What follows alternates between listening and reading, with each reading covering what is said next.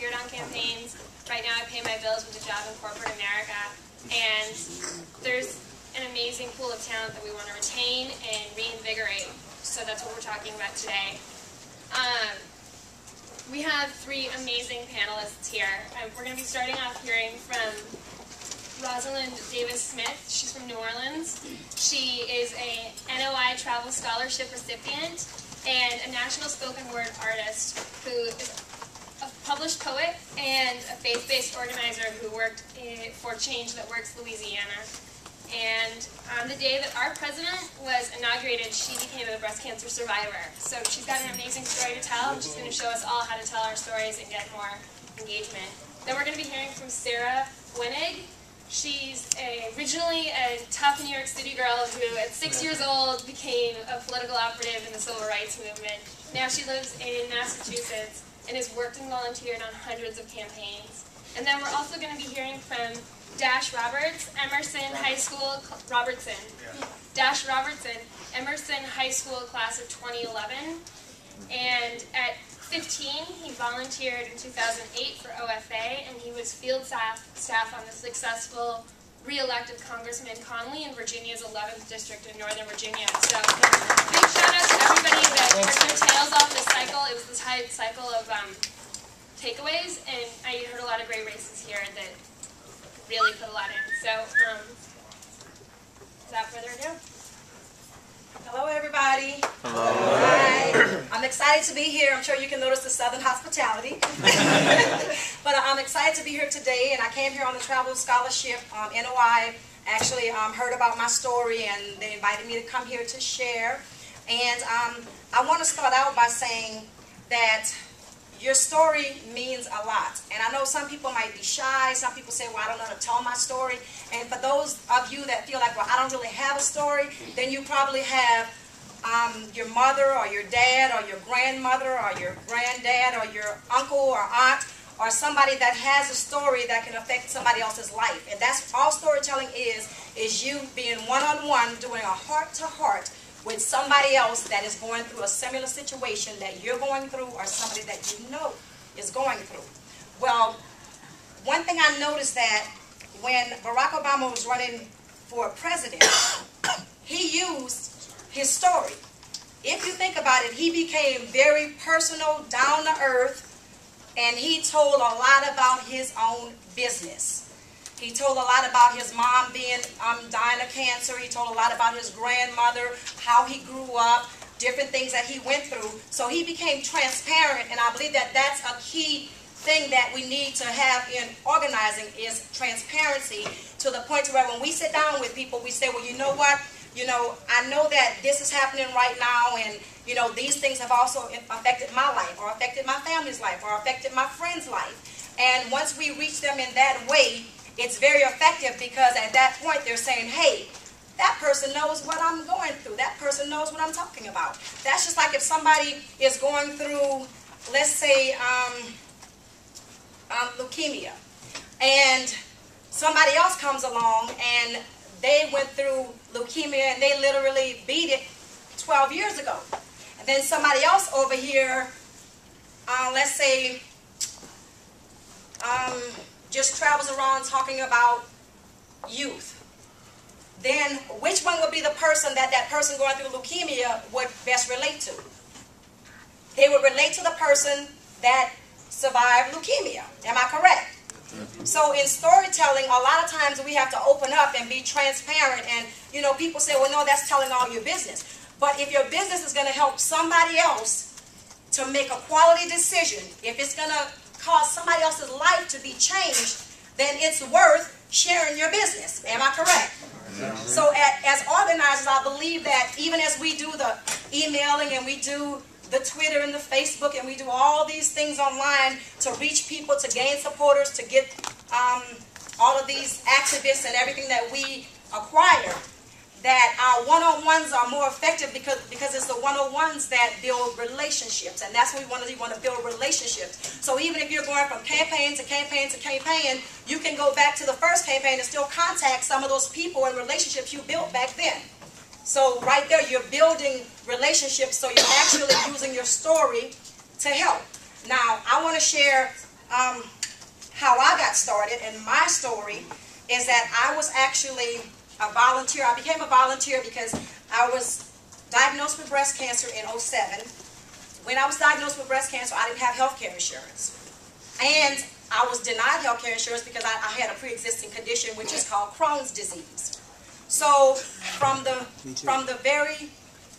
very beginning of it, this was like a horror story for me because I didn't really know. Like I'm like, okay, now I go to the hospital, I'm just a number. I'm probably getting watered down medication. I'm probably going through a lot of things. And at that point, it became very scary to a point. But once it came down to me hearing about the healthcare reform bill, then what I did at that point, I said, well, you know what I'm going to do is I'm going to find out what this is about because I'm hearing things like, you know, like I shouldn't have to go through this. I'm hearing things like I should be able to get health care. I'm hearing things that, you know, I shouldn't really have to suffer the way that I was suffering through not getting the best care. So I was invited to a meeting with OFA. Hey, OFA. I was invited to a meeting with OFA. I went to the meeting. I kind of shared what I was going through. And they said, well, okay, we want you to come and tell your story. Well, that's where the storytelling for me began. I was invited to tell my story at that time. And at that time, I was still going through. But I was still willing to share this is where I am. So from there, I became an activist. I became an activist and I was a volunteer for about a year. It wasn't until at the end of that year that I was approached to be employed as an organizer through Change That Works Louisiana, which is a grassroots organization that was working on behalf of the president's agenda.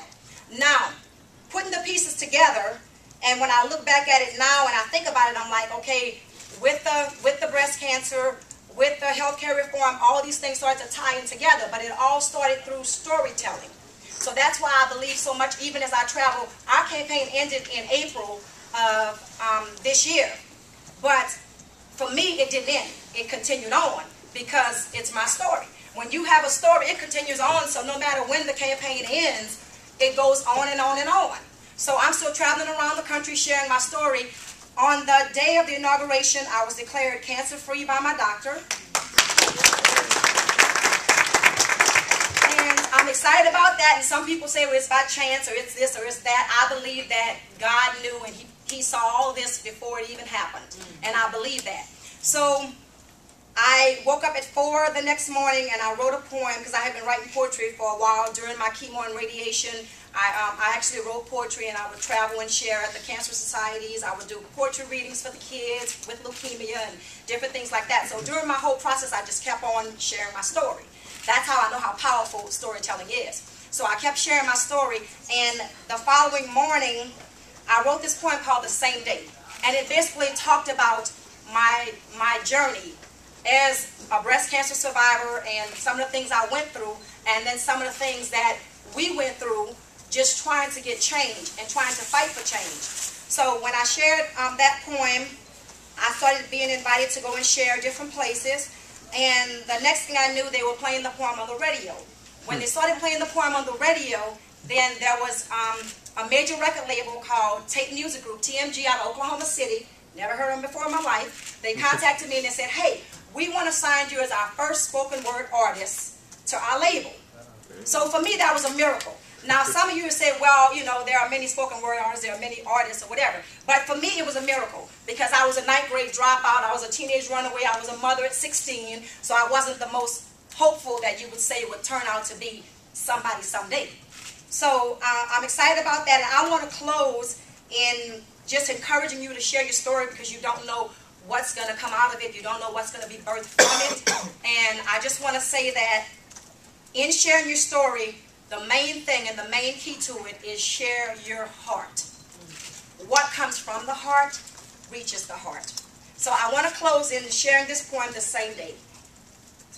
As life takes its toll and history takes its place, a dawning of a new day has come. There's a smile on heaven's face. Like life, like me, the roads traveled haven't been easy. The stormy days tumultuous, the winds more than breezy. There are some of us like the palm tree, bends but refuses to break. Those of us caught in the whirlwinds of life, triumphant over the pain we take. Destiny speaks louder than the thunder can roar as the lightning flashes. A dawning of a new era as the past is deceased, dust to dust and ashes to ashes. On January 20th, 2009, history was made as the heart of Dr. King's dream came true. A moment to cherish, a wonder to behold, yet hated by more than a few. In 2008, at 44 years of age, the first African-American woman was presented as First Lady-elect. On the same day, Barack Obama's election for presidency went into effect. He became our 44th president, a miracle of untold expectancy. We beheld God's glory through our story, from slavery to the presidency. On the same day, the first African-American man in the White House took his place. Was the same day my destiny spoke and told cancer to get out of my face. At 44 years of age, the first African-American man toured the White House as his future home. At 44 years of age, I embraced a miracle and dream of my own. Being faced with breast cancer since 2007, having to undergo surgery, chemo, and radiation, God placed his hand of mercy upon me on the same day of the inauguration. On the same day our new president spoke the words, "We shall lead again," was the same day my doctor spoke the words, "Your battle with cancer has now come to an end." We have got to give the glory to whom it is due. Our awesome Creator, King of Kings, Lord of Lords, we thank you. We have to thank him for what only he could bring to pass.